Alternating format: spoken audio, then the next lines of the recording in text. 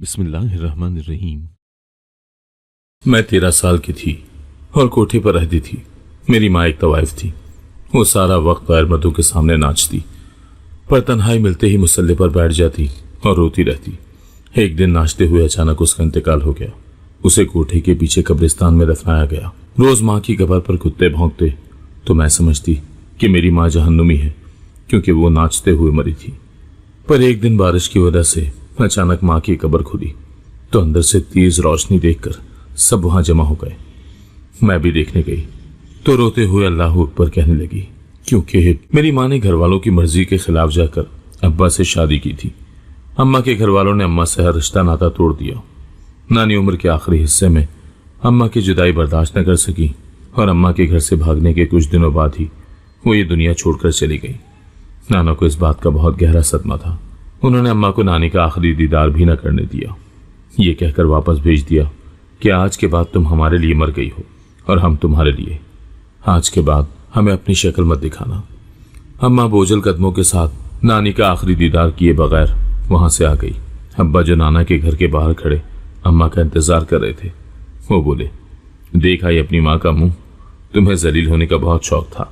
चलो अब यहां से, और दोबारा आप इस घर की तरफ रुख भी मत करना।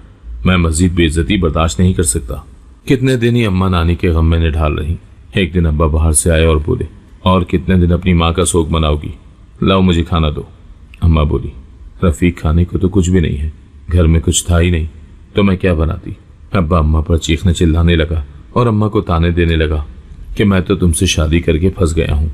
अगर तुम्हें अपने घर वालों की इतनी ही फिक्र थी तो ना भाग कर आती मेरे साथ और ना करती मुझसे शादी।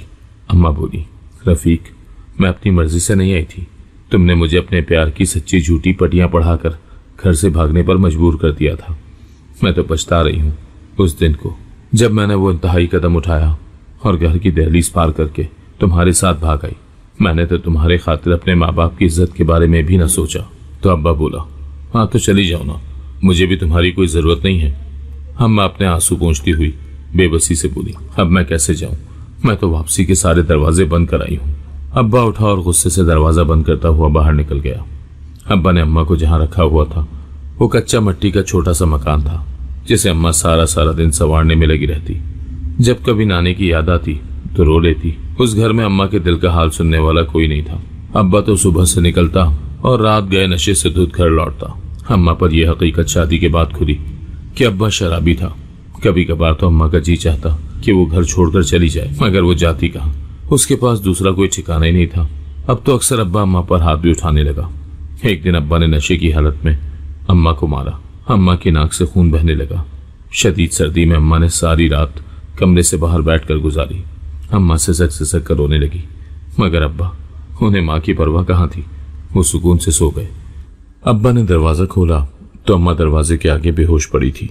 अब्बा ने पानी का गिलास भरकर माँ पर गिराया। अम्मा थोड़ी होश में आई तो अब्बा उन्हें टांग मारते हुए बोले, उठो, मेरे सामने ये ड्रामेबाजी मत करो, जल्दी से मेरे लिए नाश्ता बनाओ। अम्मा अपने जख्मों को सहलाती हुई उठ खड़ी हुई, क्योंकि वो जानती थी कि अगर अब्बा को वक्त पर नाश्ता ना मिला तो फिर से वो अम्मा को मारेंगे। अम्मा में और मार सहने की सकत नहीं थी।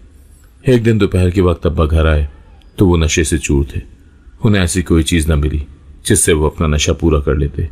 तो अब्बा की नजर अम्मा के कानों में लटके झुमकों पर पड़ी। अब्बा की नीयत में खोट था। वो अम्मा को आवाज देते हुए बोले, कुलसूम इधर आओ, पता नहीं मुझे क्या हो रहा है, मुझे सांस लेने में दुश्वारी हो रही है, डॉक्टर के पास ले चलो। अम्मा अब्बा का बाजू पकड़े उसे खड़ा करने लगी तो अब्बा बड़ी मक्कारी से अपने दिल की बात कहते हुए बोले, डॉक्टर के पास तो हम जा रहे हैं, लेकिन मेरी जेब में तो एक फूटी कौड़ी भी नहीं है। अम्मा जो घर में कुछ ना होने की वजह से पहले ही तपी हुई थी, वो बोली, रफीक मैं तुम्हें इसी दिन के लिए कहती थी कि दिल लगाकर कहीं काम कर लो, किसी वक्त भी इमरजेंसी हो सकती है। अब्बा अम्मा के झुमकों की तरफ देखते हुए बोले, क्या तुम अपने शौहर के लिए इतना भी नहीं कर सकती? ये झुमके जो तुमने पहन रखे हैं जाते हुए ये सुनार की दुकान पर बेच देंगे। अम्मा ने खामोशी से वो झुमके निकालकर अब्बा के हाथ पर रख दिए। वो बेचकर अब्बा ने कुछ पैसों का घर के लिए सामान ला कर दिया, जबकि बाकी अपने नशे में उड़ा दिए। अगर अम्मा कहती कि रफीक तुमने तो मेरे झुमके भी बेच दिए, तो अब्बा कहता, लोग अपनी बेटियों को इतना इतना जहेज देकर भेजते हैं, तुम क्या लेकर आई हो? तुमने मुझे वो झुमके देकर कोई एहसान नहीं किया था। अब्बा जो कभी कभार थोड़ा बहुत काम करता, उससे अपना नशा ही पूरा करता। घर में खाने के फाके पड़े हुए थे। अब्बा को तो ये भी एहसास नहीं था कि अम्मा किस हाल में है, और इस हाल में भूखा रहना अम्मा की सेहत के लिए बिल्कुल भी अच्छा नहीं है। जैसे तैसे करके अम्मा ने बड़ी मुश्किल से वो वक्त गुजारा। जब मैं इस दुनिया में आई तो मेरी अम्मा बहुत रोई और अपने रब से दुआ करने लगी कि मेरी बेटी की किस्मत मेरी जैसी ना हो। मेरे खातिर अम्मा ने लोगों के छोटे मोटे काम करना शुरू कर दिए। इस बात पर भी अब्बा को एतराज था। एक दिन अम्मा उकता कर बोली, रफीक, ना तुम्हें अपनी परवाह है ना मेरी। कम से कम अपनी बेटी की तो फिक्र होनी चाहिए। वो भूख से बिलखती रहती है, मैं कहां से लाकर दूं दूध उसे। तुम्हें तो परवाह ही नहीं है, लेकिन मुझे तो अपनी बेटी के लिए कुछ ना कुछ करना ही है, क्योंकि मैं इस तरह भूख से बेहाल उसे नहीं देख सकती। अब्बा नशे की हालत में घर आया। लाला मुझे पैसे दे। तो डरते हुए अम्मा बोली, मैं कहां से दूं। अब्बा ऊंची आवाज से चीखते हुए बोला, मैं जानता हूं तुम्हारे पास पैसे हैं। अम्मा अब्बा की मार से डरती थी, इसीलिए चुपचाप लाकर अब्बा को पैसे दे दिए, ये जानते बूझते हुए भी कि अब्बा इन पैसों से अपना नशा पूरा करेगा। अब्बा पैसे लेकर चला गया तो अम्मा मुझे अपने सीने से लगाकर बहुत रोई। गुजरते हुए दिनों के साथ मैं बड़ी हो रही थी। अब तो हमारे घर अब्बा के दोस्तों का आना जाना भी लगा रहता। अम्मा मुझे उनकी गंदी नजरों से बचा कर रखती। वो सब अब्बा जैसे थे। नशा करना और जुआ खेलना ही उनकी जिंदगी थी। कभी कभार तो अम्मा सोचती कि वो मुझे लेकर यहां से कहीं दूर चली जाए, मगर जाए तो कहां। वो तो दूर दूर तक किसी को नहीं जानती थी। मैं सहन में बैठी मिट्टी के खिलौने से खेल रही थी जब अब्बा के दोस्त आए। वो अपनी गलीज नजरों से मेरी तरफ देखने लगे।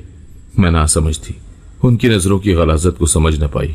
इतने में अम्मा काम से फारिग होकर घर आई तो जल्दी से मुझे अपने कमरे में ले गई और बोली, हफ्सा, मैंने तुम्हें कितनी दफा कहा है कमरे से बाहर ना आया करो, हमारे घर आवारा लोगों का आना जाना लगा रहता है। तभी अब्बा के दोस्त बोले, भाभी, ये आप आवारा किसे कह रही हैं। अम्मा उनके आगे हाथ जोड़ती हुई बोली, भाई साहब, आपकी बहुत मेहरबानी होगी, आप यहां मत आया करें। अब्बा का दोस्त बोला, हम लोग यहाँ अपनी खुशी से नहीं आते, रफीक हमें बुलाता है तो ही हम आते हैं। वैसे भाभी एक बात कहूं, आपकी बेटी बहुत खूबसूरत है। अम्मा गुस्से से बोली, निकलो यहाँ से, और आज के बाद तुम लोगों की यहाँ कदम भी ना पड़े, वरना मुझसे बुरा कोई नहीं होगा। अब्बा के दोस्तों ने दो चार बातें अपने पास से लगाकर अब्बा को बताई। घर आते ही अब्बा ने पूरा घर सर पर उठा लिया। वो अम्मा को बाजू से खींचते हुए कमरे से बाहर लेकर आए और बोले, तुम्हारी जुर्रत कैसे हुई मेरे दोस्तों को ये सब कुछ कहने की। अम्मा बोली, वो तुम्हारी बेटी पर गंदी नजर डाल रहे थे। मैं एक माँ हूं, मुझसे ये सब कुछ बर्दाश्त नहीं हुआ। अम्मा हाथ उठाए उंगली से इशारा करते हुए बोली, रफीक, आज के बाद वो कमीने मुझे यहां नजर ना आए, वरना मैं ये घर छोड़कर चली जाऊंगी। अब्बा बोला, ये घर तुम्हारे बाप की मलकियत नहीं है, ये मेरा घर है और यहां मेरी मर्जी चलेगी। कौन यहां आएगा और कौन नहीं, ये फैसला तुम नहीं बल्कि मैं करूंगा। वैसे भी तुम्हारी हड्डियों को तेल लगे काफी दिन हो गए हैं। अब्बा अम्मा को घसीटते हुए कमरे में ले गए। अम्मा दुहाइयां देती रही, रफीक, खुदा के वास्ते मुझे छोड़ दो। मगर अब्बा ने अम्मा की एक न सुनी। कमरे से अम्मा की चीखने चिल्लाने की आवाजें आने लगी। मैं सहमी हुई दीवार के साथ लगकर खड़ी थी। कुछ देर बाद जब अब्बा कमरे से बाहर आया तो उसके कपड़े पसीने से तर थे, जो इस बात का सबूत थे कि अब्बा ने जी जान लगाकर अम्मा को मारा है। जैसे ही अब्बा घर से बाहर गया, मैं दौड़ती हुई अम्मा के पास चली गई। अब्बा ने अम्मा को मार मार कर जख्मी कर दिया था। अम्मा के जख्मों से खून रिस रहा था। अम्मा में इतनी सकत ही नहीं थी कि वो उठकर बैठ सके। अभी इस बात को कुछ दिन ही गुजरे थे। अम्मा मोहल्ले में किसी का काम करने के लिए गई थी। अब्बा बोले, चलो आज मैं तुम्हें कहीं बाहर घुमाने के लिए ले जाता हूँ। मैं सहमी हुई अब्बा से काफी फासले पर खड़ी थी। मैं बोली, नहीं अब्बा, मुझे तुम्हारे साथ नहीं जाना। अब्बा प्यार से मुझे अपने पास बुलाते हुए बोला, तुम मुझसे क्यों डरती हो? मैं तुम्हारा बाप हूँ, कोई गैर थोड़ी हूँ जो तुम ऐसे सहमी हुई हो। इससे पहले कि अब्बा मुझे अपने साथ लेकर जाता, अम्मा घर आ गई। मैं भागकर अम्मा से लिपट गई। अम्मा बोली, हफ्सा क्या हुआ है? मैं अब्बा की तरफ इशारा करते हुए बोली, अम्मा, अब्बा कह रहा है कि वो मुझे बाहर घुमाने के लिए अपने साथ ले जाएंगे। क्या मैं चली जाऊं? अम्मा बोली, खबरदार, तुम कहीं नहीं जाओगी। अब्बा ने आगे बढ़कर अम्मा से मेरा हाथ छुड़वाया और बोला, अगर ये तुम्हारी बेटी है तो मेरी भी है, मुझे इसे अपने साथ ले जाने से कोई नहीं रोक सकता। अम्मा बोली, मैं इसे तुम्हारे साथ नहीं जाने दूंगी। पहले तो कभी ऐसा नहीं हुआ, आज कहां से तुम्हारा प्यार अपनी बेटी के लिए जाग गया? सच सच बताओ, क्या बात है? अब्बा सीना तान कर बोला, मैं तुम्हारी बेटी को बेच रहा हूं, रोक सकती हो तो रोक लो। ये सुनकर अम्मा के चेहरे की हवाइयां उड़ गईं। वो अपना सर हिलाते हुए बोली, नहीं रफीक, तुम ऐसा नहीं कर सकते। ये तुम्हारी बेटी है, तुम्हारी इज्जत है। तुम कैसे अपनी बेटी के साथ ऐसा कर सकते हो? अब्बा बोला, मैं कुछ भी कर सकता हूं, अब छोड़ो इसे। अब्बा ने एक झटके से मुझे अम्मा से जुदा किया। मैं रोते हुए अम्मा की तरफ देखते हुए फरियाद कर रही थी कि मुझे बचा लो। अम्मा मुझे बचाने के लिए मेरे पीछे पीछे जा रही थी। गली मोहल्ले के लोग तमाशाई बने खड़े थे। किसी की इतनी जुर्रत ही न थी कि वो आगे बढ़कर मुझे और अम्मा को अब्बा के चुंगल से बचा सके। अब्बा ने मुझे ले जाकर एक आदमी के सुपुर्द कर दिया। अम्मा मेरा बाजू पकड़े बोली, छोड़ो मेरी बच्ची को। वो आदमी बोला, तुम्हारे शौहर ने इस लड़की की मुंह मांगी कीमत ली है। ये सुनकर अम्मा के पैरों तले से जमीन निकल गई। वो बोली, रफीक, मैं नहीं जानती थी कि तुम इस कदर घटिया भी हो सकते हो कि अपना नशा पूरा करने के लिए अपनी बेटी को ही बेच डालोगे। तुम्हें तो खुदा ही पूछेगा।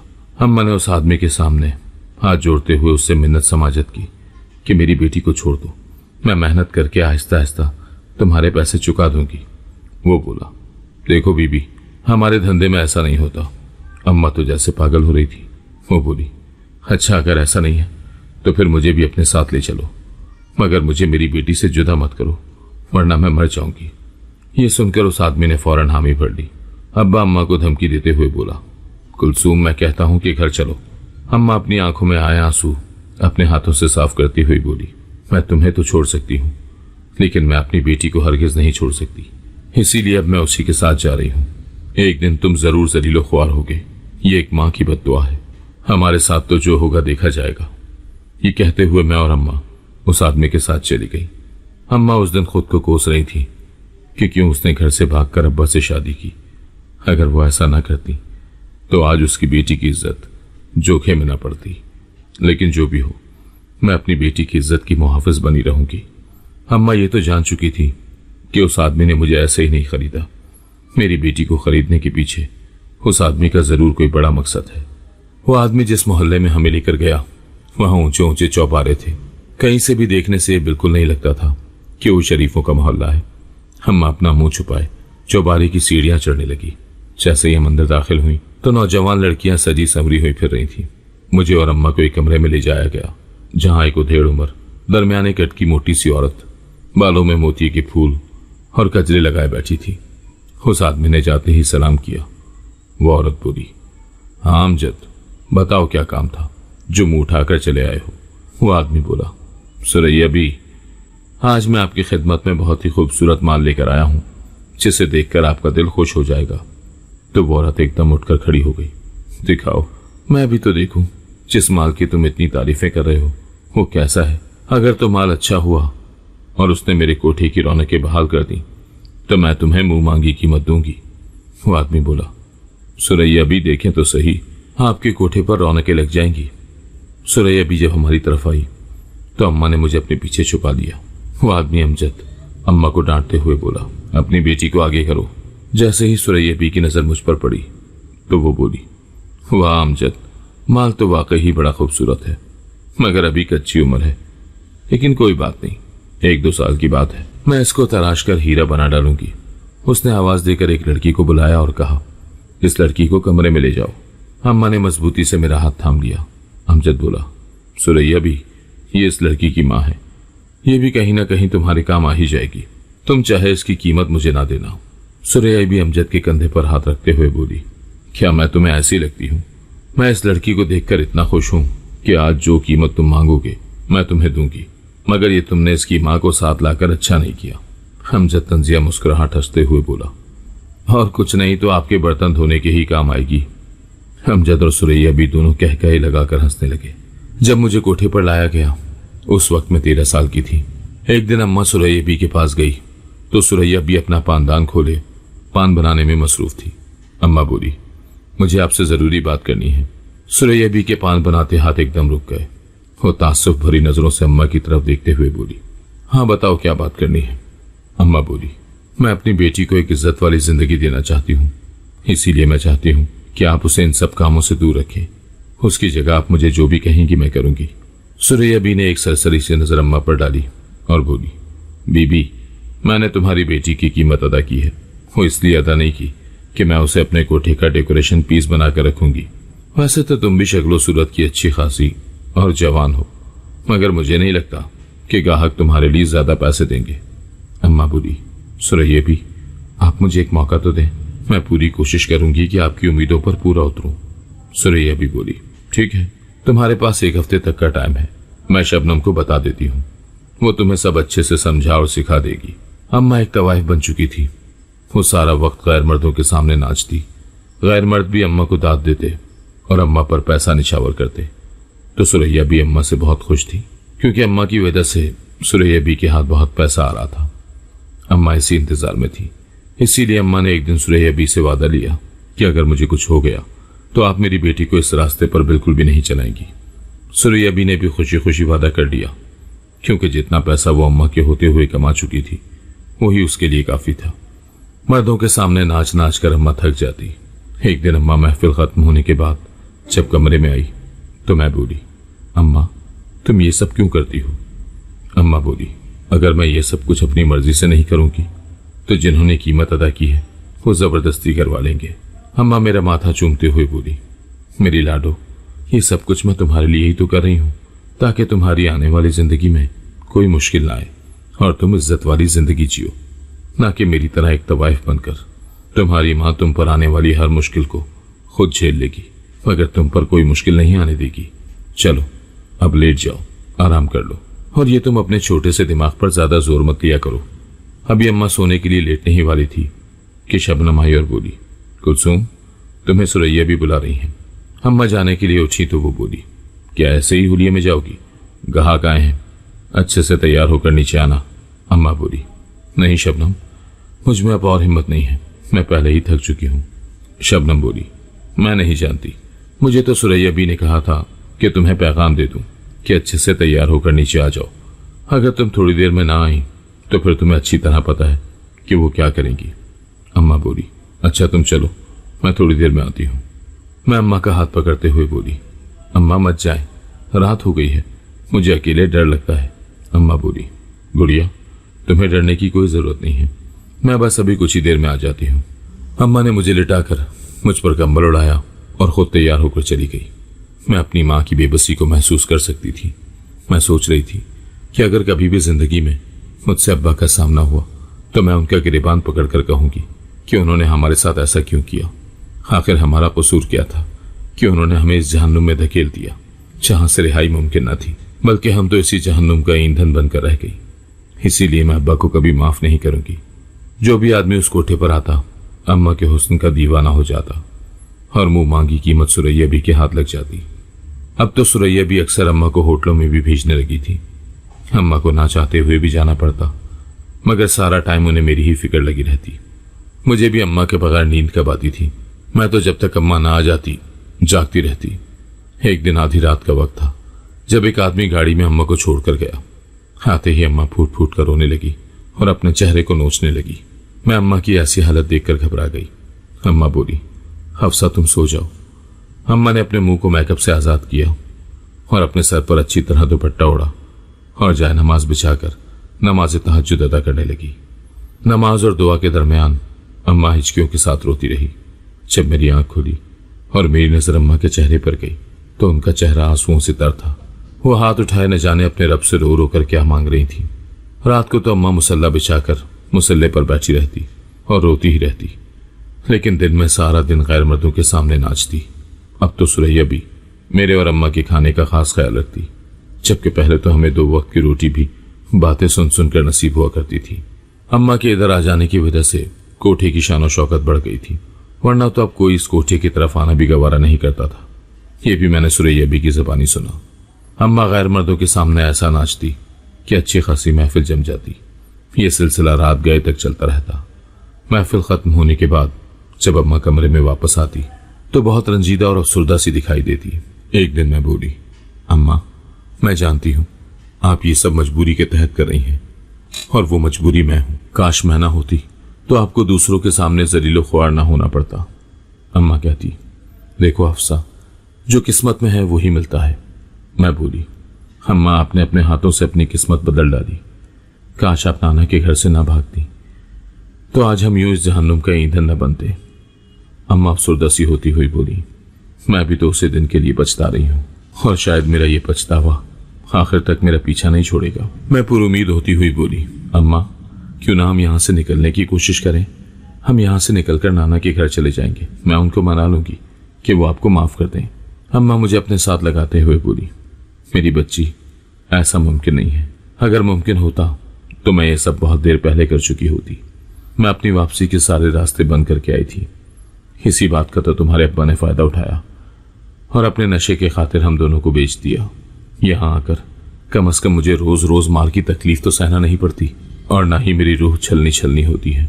मैं अम्मा के हाथ पर अपना हाथ रखते हुए बोली, अम्मा क्या तुम्हें यहाँ आने का बिल्कुल भी पछतावा नहीं है? अम्मा बोली, नहीं, पछतावा कैसा, कुछ पाने के लिए कुछ करना तो पड़ता ही है। वो मेरे सर को सहलाती हुई बोली, तुम अपने दिमाग पर ज्यादा दबाव मत डाला करो। जैसी जिंदगी मुझे मिली है, मैं कभी भी तुम्हें ऐसी जिंदगी नहीं जीने दूंगी, बल्कि मैं तुम्हें ऐसे नेक और मुखलिस इंसान के साथ ब्याहूंगी जिससे तुम्हारी कदर होगी और जो तुम्हारी इज्जत का मुहाफिज होगा। मैं बोली, अम्मा क्या यहाँ कोई इज्जत वाला आकर मुझे ब्याह कर ले जाएगा? मेरे ख्याल में तो कोठे पर इज्जतदार लोगों का कोई काम ही नहीं है। यहाँ पर तो वही लोग आते हैं जिन्हें ना अपनी इज्जत का पास होता है और ना अपने से जुड़े रिश्तों का, बल्कि वो लोग तो इज्जतदार लोगों का लिबादा ओढ़े हुए होते हैं। असल में तो वो शैतान का रूप होते हैं जो दूसरों की बहन बेटियों की इज्जतों को नीलाम करते हुए उन्हें रोन देते हैं। अम्मा ये सोच सोच कर ही मेरा तो यहाँ दम घुटता है। मेरा जी चाहता है कि मैं यहाँ से कहीं दूर चली जाऊं, जहां ना कोठी की रौनक हो, ना नाच गाना हो और ना ही तमाशाई महफिलें जमा कर बैठे। अम्मा बोली, हफ्सा तुम फिक्र मत करो, मैं तुम्हें यहाँ से बहुत जल्द आजाद करवा दूंगी। मैं अम्मा के कंधे पर सर रखते हुए बोली, और अम्मा आप, मैं आपको यहाँ अकेले इस जहन्नुम में नहीं रहने दूंगी। आपके बिना मैं एक दिन भी नहीं जी पाऊंगी। अम्मा बोली, गुड़िया मैं तो अपनी जिंदगी जी चुकी, तुम्हारे आगे तो अभी पूरी जिंदगी पड़ी हुई है और मैं नहीं चाहती कि तुम भी मेरी तरह यूं से सक से सक कर जियो। तुम्हें एक अच्छी और खूबसूरत जिंदगी जीने का पूरा हक है और ये हक मैं तुम्हें दिलवा कर रहूंगी। उसके लिए मुझे जो कुछ भी करना पड़ा मैं कर गुजरूंगी। मैं अपनी परी को यूं घुट घुट कर जीने वाली जिंदगी हरगिज नहीं गुजारने दूंगी। बस तुम एक बात याद रखना, कभी भी किसी के सामने कमजोर मत पड़ना, क्योंकि ये दुनिया हमारे कमजोर होने का नाजायज फायदा उठाती है। ये बातें करते हुए अम्मा न जाने किन गहरी सोचों में खो गई। उस दिन कोठे पर बहुत अजीब व गरीब सी रौनक छाई हुई थी। हर कोई तैयारियों की भाग दौड़ में लगा हुआ था। सुबह मेरी आंख खुली तो अम्मा मेरे कमरे में मौजूद नहीं थी। मैं अम्मा को ढूंढते हुए बाहर आई तो सुरैया भी अपने माथे पर शिकन डालते हुए बोली, अरे लड़की, तुम यहाँ क्या कर रही हो? मैंने तुम्हें कितनी दफा समझाया है कि तुम अपने कमरे तक महदूद रहा करो। तुम्हारा यहाँ का काम, यूं मुंह उठाकर इधर उधर मत फिरा करो।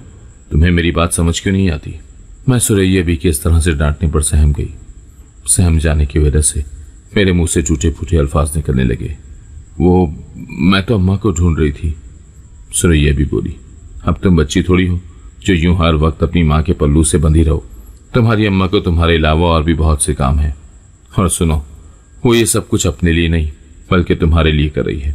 अगर तुम दूसरों की गंदी नजरों से बचना चाहती हो तो कमरे में ही रहा करो। इतने में अम्मा वहां आई और बोली, सुरैया भी, आप किस तरह मेरी बेटी से बात कर रही हैं?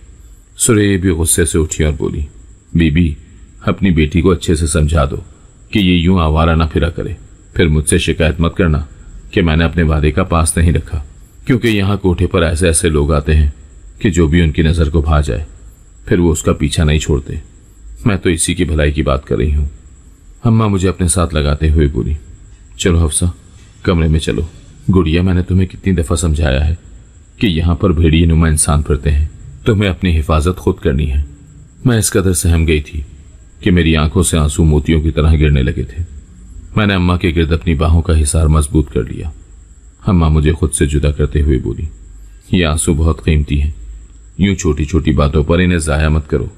और तुम्हें पता है, आंसू वो बहाते हैं जो कमजोर हो। तुम तो अपनी माँ की बहादुर बेटी हो। अभी रोना बंद करो, क्योंकि अगर तुम यूं रोती रहोगी तो मैं बाहर नहीं जा सकूंगी।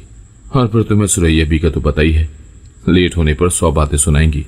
उस दिन अम्मा ने निहायत ही खूबसूरत रेशमी लिबास, जिसके ऊपर मोतियों और नगीने का खूबसूरत काम किया गया था, वो पहन रखा था और हाथों में गुलाब और मोतिये की गजरे कमरे में खुशबू बखेर रहे थे, चूंकि इस बात की निशानी थी कि आज फिर कोठे पर कोई बड़ी असामी आ रही है। और आज फिर अम्मा को बलि का बकरा बनना था। अम्मा अपने भारी भरकम रेशमी सूट को संभालते हुए उठ खड़ी हुई और मेरे बाल सहलाते हुए बोली, गुड़िया, मैं जल्दी वापस आ जाऊंगी, लेकिन तुम मुझसे वादा करो कि अब तुम कमरे से बाहर नहीं आओगी, क्योंकि आज यहाँ बहुत से मर्द आए हुए हैं और मैं नहीं चाहती कि किसी की भी गंदी नजर तुम पर जाए। मैंने बेबसी से वादा करते हुए सर हिला दिया। कुछ देर बाद मेरे कानों में घुंघरू की आवाजें गूंजने लगी, जो कि मुझे बहुत गिरा गुजरती थी। मैंने अपने कानों पर हाथ रख लिया, क्योंकि ये आवाजें मेरे लिए नाकाबिले बर्दाश्त थी। मैं बेचैनी से कमरे में टहल रही थी। मुझे रह रहकर अपने अब्बा पर गुस्सा आ रहा था कि अब्बा, आखिर क्यों तुमने हमारे साथ इतना बड़ा जुल्म किया। मैं अपने आंसू पोंछती हुई पुरअज़म थी कि बस बहुत हो गया। अब मैं और अम्मा को इन वहशी दरिंदों के सामने यूं नाचता हुआ नहीं देख सकती। मैं आज ही अम्मा से बात करूंगी और हम दोनों यहां से भाग जाएंगे। फिर मैं एकदम कुर्सी पर गिरते हुए सोचने लगी कि हम लोग जाएंगे कहाँ। इस दुनिया में तो हमारा कोई भी अपना नहीं है। अगर होता तो आज हम यहाँ यूं दर दर की ठोकरें ना खा रही होती और अम्मा को गैर मर्दों के सामने अपनी इज्जत का जनाजा ना निकालना पड़ता। यूं अपने हुस्न और जिस्म की नुमाइश करके दाद ना वसूल करना पड़ती। उस दिन न जाने कितनी ही देर अम्मा नाचती रही। जब अम्मा कमरे में आई तो अम्मा का हाल बिगड़ा हुआ था। लिपस्टिक होंठों के चारों तरफ फैली हुई थी।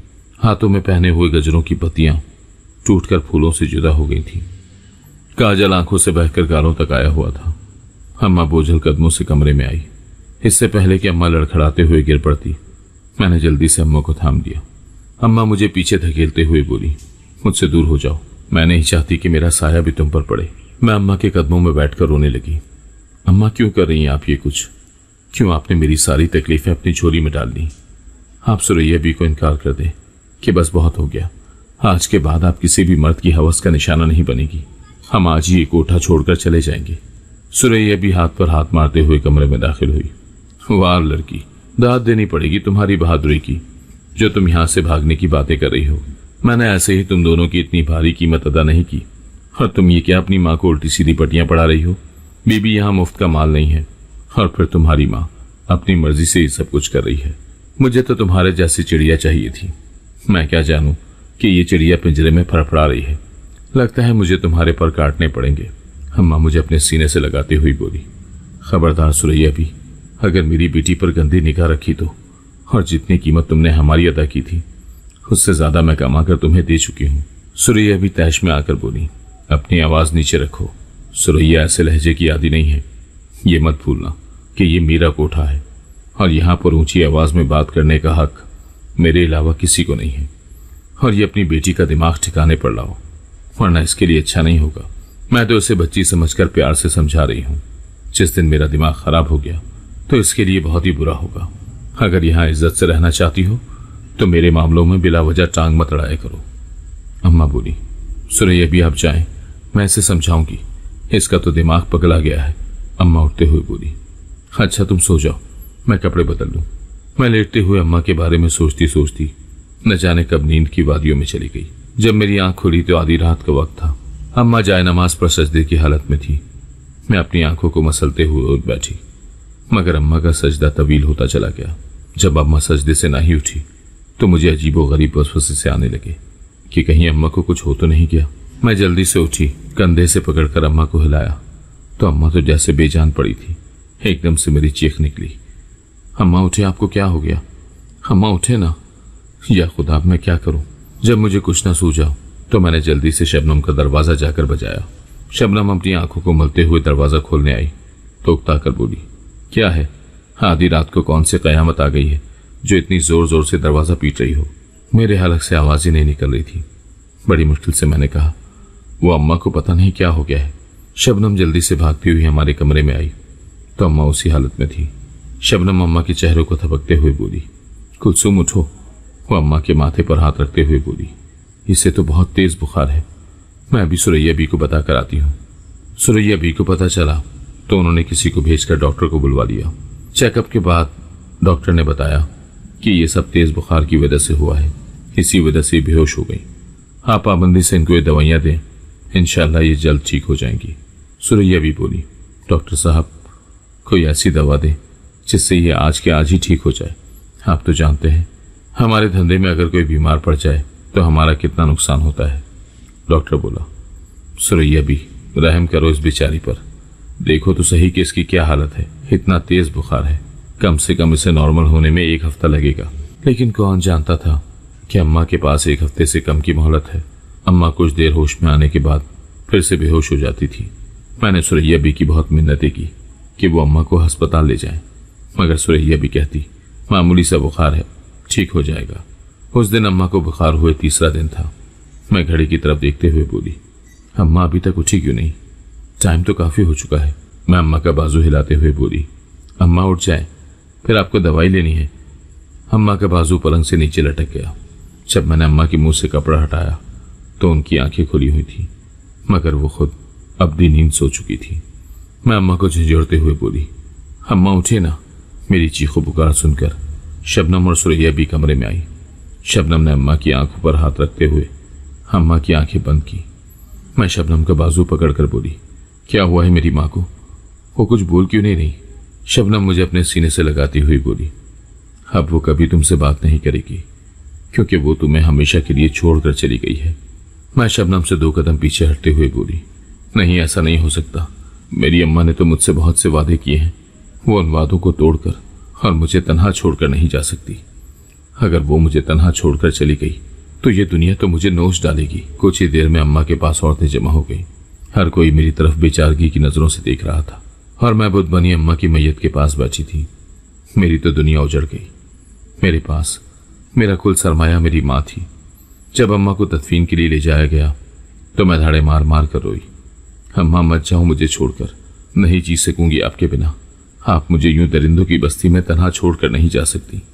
मैं अम्मा के गम में इस कदर निढाल हो चुकी थी कि मुझे अपनी कोई होश ही न थी। उस वक्त शबनम ने एक माँ की तरह मुझे हौसला दिया और मेरी देखभाल की। सुरैया भी जो पहले मुझे काट खाने को दौड़ती थी, अम्मा के चले जाने के बाद वो पिघलकर बिल्कुल मोम की तरह हो चुकी थी। अम्मा को जिस कब्रिस्तान में दफनाया गया वो कोठी की पिछली साइड पर था। उस साइड पर मेरे कमरे की खिड़की खुलती थी। मैं रोजाना खिड़की खोले घंटों वहां खड़ी रहती और अम्मा की कब्र को देखती रहती, जिससे मेरे दिल का बोझ कुछ हल्का हो जाता। हर रोज अम्मा की कब्र पर कुत्ते भौंकते तो मैं समझती कि मेरी माँ जहन्नुमी है, क्योंकि वो गैर मर्दों के सामने नाचती थी। मैं जाए नमाज बिछाए रो रो कर अपने रब से अपनी माँ की बख्शिश की दुआएं करती, क्योंकि अम्मा ये सब कुछ अपनी मर्जी से नहीं करती थी, ये सब करना उसकी मजबूरी थी। एक दिन बारिश की वजह से अम्मा की कब्र खुली तो अंदर से तेज रोशनी आने लगी। रोशनी देखकर इर्द गिर्द के सभी लोग वहां जमा हो गए। मैं खिड़की में खड़ी ये सब मंजर देख रही थी। मैं भी जल्दी से कब्र को देखने के लिए अम्मा की कब्र के पास गई।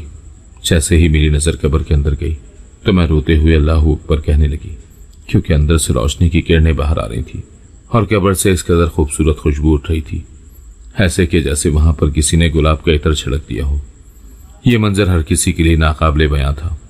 हर किसी की जबान पर सुभान अल्लाह था। अब तो कोठे का यह हाल था कि वहां वीरानियां छाई हुई थी। अगर वहां कोई आता भी तो मायूस होकर लौट जाता। अम्मा के जाने के बाद मेरा ज्यादातर वक्त सुरैया बी के साथ गुजरता। वो अक्सर मुझसे अम्मा की बातें किया करती।